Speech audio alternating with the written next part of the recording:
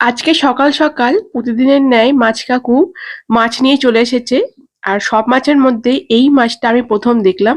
এটা হচ্ছে খরুল বা খরলা মাছ। তো শ্বশুর বাড়িতে এই মাছটা রান্না হয়, তবে বাপের বাড়িতে আমি কোনোদিনই দেখিনি। তাই এই মাছটা সম্বন্ধে একেবারেই আমার অজানা। তো আজকে এই মাছের রান্না নিয়ে চলে এসেছি। তো দেখো, মাছটা আর কেটে ধুয়ে নেওয়ার পর তারপর লবণ হলুদ মাখিয়ে রেখে দিয়েছি। তো মাছটা অনেকটাই দেখো সরু টাইপের এবং বাটা মাছের মতো দেখতে, তাকে খরুল বাটাও বলা হয়। তো দেখতেই পাচ্ছ লবণ হলুদ মাখিয়ে নিয়েছি। এরপর কড়াইয়ের মধ্যে সাদা তেল গরম করে নিয়েছি এবং মাছটা যাতে লেগে না যায় তার জন্য লবণ দিয়ে একটু গরম করে নিয়ে প্রথমেই ভেজে নিচ্ছি মাছের মাথাগুলো। মাছের মাথাগুলো ভাজতে বেশি তেল লাগে এবং একটু বেশিও টাইম নেয়, তাই প্রথমেই ভেজে নিলাম মাছের মাথা। আর মাছটা একটু কড়া করে ভাজবো, বেশ লাল লাল হয়ে আসলেই তুলে রাখবো। তো বিভিন্ন জন বিভিন্নভাবে বিভিন্ন মাছের রেসিপি করে, তো আমিও সেরকম এই করলা মাছের রেসিপি নিয়ে চলে আসলাম। আমার শাশুড়ি মা বলেছি সেইভাবেই রান্না করেছি। তো লাল লাল করে ভাজা হয়ে গেছে এবং বাকি মাছগুলো সেম ভাবেই ভেজে নিচ্ছি। এরপর ভেজে নিচ্ছি লেজা, আর একটা ছোট করলা ছিল সেটাও ভেজে নিচ্ছি। তো এইভাবেই মাছগুলো ভেজে নিচ্ছি। এই মাছের মধ্যে আবার ডিমও ছিল, ডিমটা আমি আলাদা করে ভেজে নেব। তো বেশ লাল লাল হয়ে আসলেই তুলে রাখবো। দেখতেই পাচ্ছ মাছগুলো বেশ লাল হয়ে গেছে, এরপর তুলে নিচ্ছি। লেজার পিসগুলো ভাজা হয়ে গেলে দিয়ে দিলাম মাঝখানে মানে পেটির পিসগুলো। যে কটা খরলা মাছ নিয়েছিলাম সবকটা রান্না করিনি, কিছুটা পরিমাণ মাছ রেখে দিয়েছিলাম আর কিছুটা মাছ আজকে রান্না করছি। আর এই যে মাছের ডিমগুলো ভেজে নিলাম, মাছের ঝোলে দিয়ে দেবো। আর এইটুখানি ডিম দিয়ে আর কি অন্য রান্না করব, তাই মাছের ঝোলেই এটা দিয়ে দেবো। মাছ ভাজাগুলো কমপ্লিট। এরপর আজকে খরলা মাছটা এই বেগুন দিয়ে রান্না করব। সবুজ বেগুনগুলো বেশ লম্বা লম্বা করে কেটে নিচ্ছি। তোমরা যে কোনো বেগুন দিয়েই করতে পারো, তবে বেগুন দিলে এই মাছের ঝোলের টেস্টটা কিন্তু অনেক গুণ বেড়ে যায়।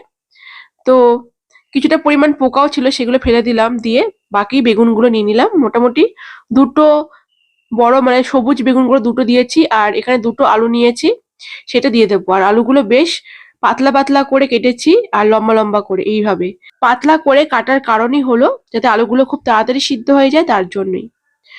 তো মোটামুটি আমার সবজি কাটাগুলো কমপ্লিট। এরপর যেহেতু মাছের ঝোলে একটু পেঁয়াজ দেবো, তার জন্য পেঁয়াজটাও কেটে নিচ্ছি। এরকম ছোট ছোট 2 থেকে 3টে পেঁয়াজ আমি কুচি করে নেব। সবজি কাটাগুলো কমপ্লিট হয়ে গেছে আর পেঁয়াজগুলো কুচিয়ে নিচ্ছি। তো এইভাবে আমি সবজিগুলো কেটে নিলাম। নেক্সট আমি রান্নায় চলে গেলাম। মাছ ভাজার তেলটা অবশিষ্ট ছিল, তার সাথে সামান্য আরেকটু তেল দিয়ে দিলাম, প্রায় 2 চামচ মতো। এরপর কেটে নেওয়া লম্বা লম্বা বেগুনগুলোকে ভেজে নেব, বেশ কড়া করে ভাজবো। বেগুন ভাজলে বেগুনের টেস্ট অনেক গুণ বেড়ে যায়। আর এমনি দিতে পারো, তবে কিন্তু বেগুনের টেস্ট অতটা লাগে না, ভেজে দিলে আরো বেশি লাগে। এরপর তেলের মধ্যে বেশ কড়া করে ফ্রাই করে নেব। তো দেখতেই পাচ্ছ বেগুনগুলো একদম কড়াভাবে ভেজে নিয়েছি এবং লাল লাল হয়ে গেছে। এই পর্যায়ে আমি তুলে নিলাম।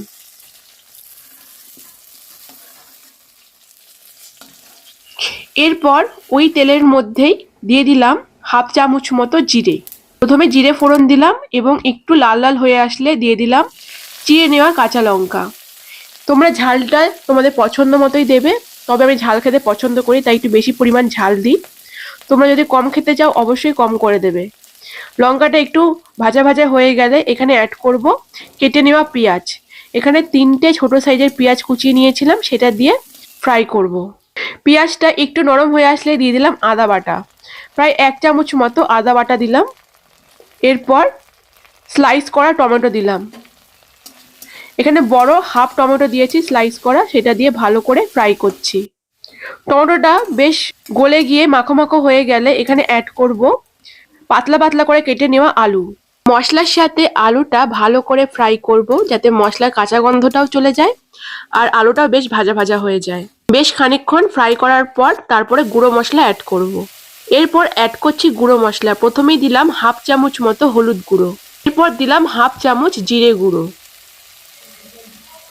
1/2 চামচের একটু কম লাল লঙ্কা গুঁড়ো, স্বাদ মতো লবণ দেওয়ার পর সমস্তটাই ফ্রাই করব। সামান্য জল অ্যাড করে মশলাটা কষাবো। নাড়ি চাড়িয়ে নিয়ে সমস্তটাই ভালো করে মিশে গেলে ঢেকে রাখবো।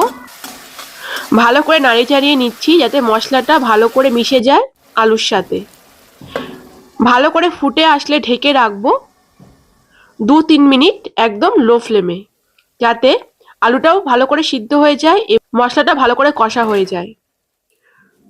তো দেখতেই পাচ্ছ আলুটা কিন্তু সামান্য সিদ্ধ হয়েছে আর মশলাটা অনেকটাই জল কমে গেছে। তো এই পর্যায়ে একদম হাই ফ্লেম করে মশলাটা কষাতে হবে এবং পুরোপুরি জল কমে যাওয়া অবধি এভাবেই কষাতে হবে এবং মশলা থেকে তেল ছেড়ে দিলে তারপরে জল অ্যাড করব।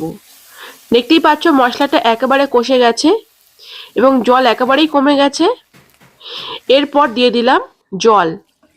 ঝোলটা একটু বেশি করে দিতে হবে কারণ এখানে আলু সিদ্ধ হওয়ার ব্যাপার আছে, সাথে মাছ বেগুন সমস্তটাই সিদ্ধ হওয়ার ব্যাপার আছে।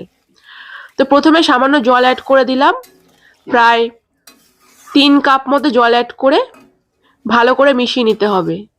নাড়িয়ে চাড়িয়ে নিয়ে ঢেকে রাখবো। ঝোলটা ফুটে এসেছে, এই পর্যায়ে ঢেকে রাখলাম 4-5 minute medium to low flame করে।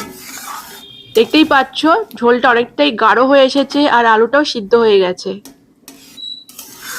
তো ভালো করে নাড়িয়ে চাড়িয়ে নিয়ে এরপর অ্যাড করছি আরেকটু জল, কারণ সমস্তটাই আরও সেদ্ধ হওয়ার ব্যাপার আছে। ঝোলটা ফুটে আসলে দিয়ে দিলাম ভেজে রাখা মাছ আর বেগুন। দেওয়ার পর একটু নাড়িয়ে চাড়িয়ে নিলাম আর জল একটু কম মনে হচ্ছে, একটু জল দিয়ে দিলাম, প্রায় আরও 1 কাপ মতো জল দিয়ে ভালো করে মিশিয়ে নিচ্ছি। তোমরা মোটামুটি 2 গ্লাস মতো জল অ্যাড করবে। সামান্য পরিমাণ চিনি অ্যাড করলাম স্বাদ বাড়ানোর জন্য, কারণ এর মধ্যে টমেটো দিয়েছি, তাই টমেটো যে টক ভাবটা সেটা কাটানোর জন্য। সমস্তটাই ভালো করে মিশিয়ে দিলাম।